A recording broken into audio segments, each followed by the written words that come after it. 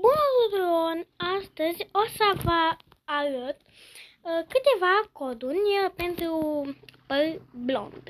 În cazul dacă nu vă mai place un păr, aveți cod. Bun. Pentru primul cod avem nevoie așa. 715 463 așa 08 02. Asta este primul păr blond, ca să vedeți mai bine. Stați un pic să-mi dau și chestia asta ca să vedeți. Așa. Bun. Următorul cod este 960 531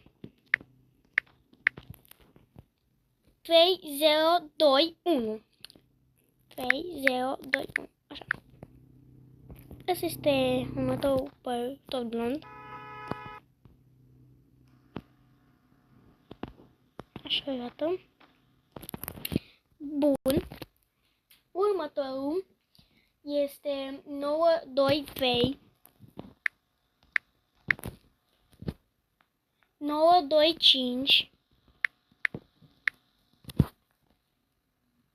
6157 6157.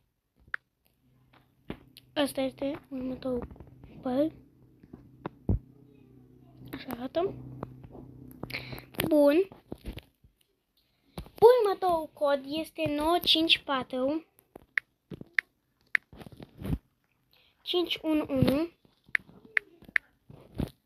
8952 8952. Bun. Asta este următorul cod. Sunt niște codițe foarte cute. Bun. Și ultimul cod este așa. 653 628 9312 9312. Este ultimul păr.